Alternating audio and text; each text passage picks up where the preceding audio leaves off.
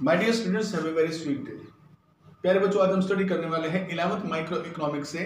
Chapter लिया है हमने स्टडी के लिए थ्योरी ऑफ डिमांड, और सब टॉपिक जो आज हम स्टडी करने वाले हैं इस चैप्टर का वो है moment along a demand curve, और अन्य शब्दों में हम इसे कह सकते हैं चेंज इन क्वांटिटी डिमांडेड।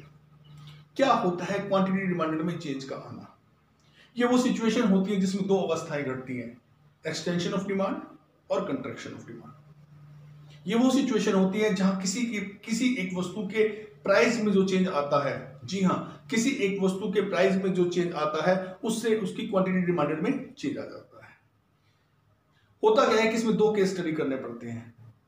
एक होता है एक्सटेंशन ऑफ डिमांड का, दूसरा होता है कंट्रैक्शन ऑफ डिमांड का। ए में हम करेंगे एक्सटेंशन ऑफ डिमांड और बी पार्ट में हम करने वाले हैं कंट्रैक्शन ऑफ डिमांड। क्या होता है extension of demand? Extension of demand एक ऐसी सिचुएशन होती है जब डिमांड इंक्रीज होती है, किसी एक कमोडिटी की डिमांड इंक्रीज होती है in response to fall in price. Price के फॉल होने के कारण जब किसी एक वस्तु की डिमांड इंक्रीज हो जाती है, उसकी डिमांड का एक्सपेंशन हो जाता है, उसकी डिमांड का एक्सटेंशन हो जाता है, अर्थात डिमांड फैल जाती है, बढ़ जाती है, तो उस अवस्था को कहते हैं extension in demand, extension of demand.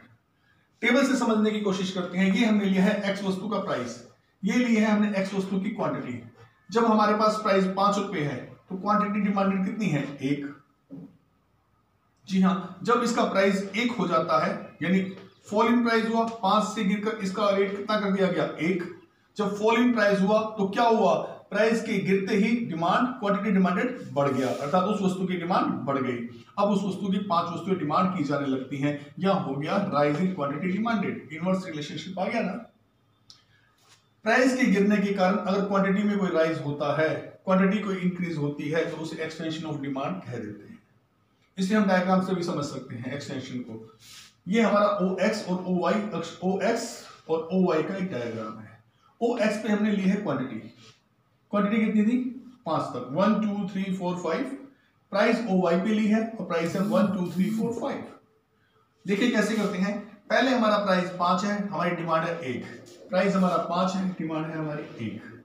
इतनी डिमांड है मेरे बच्चों, ये मैंने डार्क कर दिया है, ठीक है। उसके बाद प्राइस हो जाता है 1, प्राइस ये 1 और क्वांटिटी डिमांडेड 5। यहां तक ये देखिए, ये मोटे मोटे सर्कल नजर आ रहे होंगे आपको पॉइंट्स। यहां से एक डिमांड से कितनी होगी? 5। कारण क्या बना? सिर्फ प्राइस का फॉल होना। प्राइस के फॉल होने से ये एरो मैंने इस तरफ लगाया है। कई किताबों में एरो ऐसे भी लगा होगा, कोई बात नहीं, 1 से 5 पे आए हैं, ऐसे भी लगा सकते हैं। वैसे ये एरो इस तरह से लगाना चाहिए। एक डिमांड से कितनी हुई? 5। डिमांड का एक्सटेंशन हुआ, डिमांड का एक्सपेंशन हुआ, इसे कहते हैं extension of demand. Next point B है हमारे पास कंट्रैक्शन ऑफ डिमांड। स्टडी किया जाता है moment along a demand curve या फिर चेंजिंग क्वांटिटी डिमांडेड के अंतर्गत। जी हाँ, कंट्रैक्शन ऑफ डिमांड क्या होता है? कंट्रैक्शन ऑफ डिमांड होता है इट इज द सिचुएशन, ये वो सिचुएशन है जहां डिमांड श्रिंक होगी। जी हां, डिमांड कम हो जाएगी when the quantity demanded decreased और श्रिंक, कम हो जाएगी in response to rise in on price of the commodity. जब एक वस्तु का प्राइस, जब एक कमोडिटी का प्राइस बढ़ता है तो उसकी डिमांड संभवतः ही कम हो जाती है, क्वांटिटी डिमांडेड कम हो जाती है। इसको भी हम टेबल से समझ सकते हैं, ये कहलाता है कंट्रैक्शन ऑफ डिमांड। पहले हमारे पास प्राइस 1 है, हम 5 क्वांटिटी खरीद रहे हैं। अब जब प्राइस को बढ़ा दिया गया, 1 से बढ़ाकर 5 कर दिया गया, संभवतः हमारी डिमांड कम हो जानी है, वो हो जाती है 1।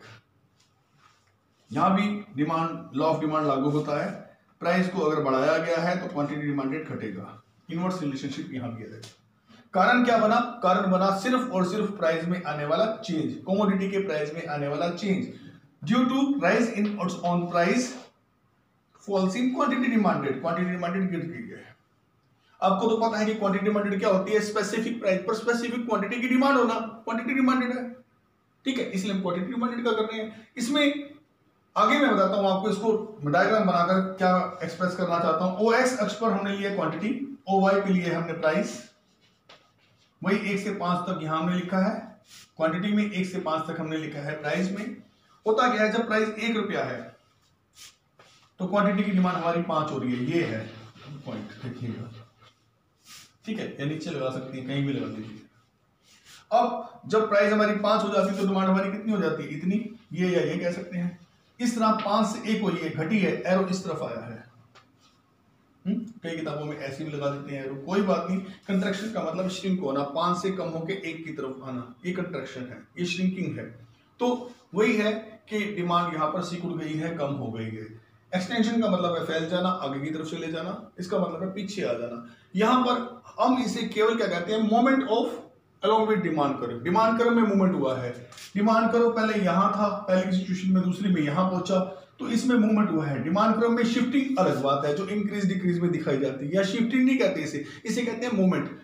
मूवमेंट क्या हुआ, डिमांड कर्व का मूवमेंट हुआ है, एक ही कर्व के अंदर दूसरी जगह डिमांड चली गई है, या तो एक्सटेंशन हुई है, आगे चली गई है, या फिर पीछे आ गई है, इसे कहते हैं मूवमेंट। डिमांड कर्व में सिर्फ थोड़ा सा मूवमेंट होना, चेंज आना। जो शिफ्टिंग होता है वो इंक्रीज डिक्रीज में दिखाई देगा अगली वीडियो में। Thank you very much.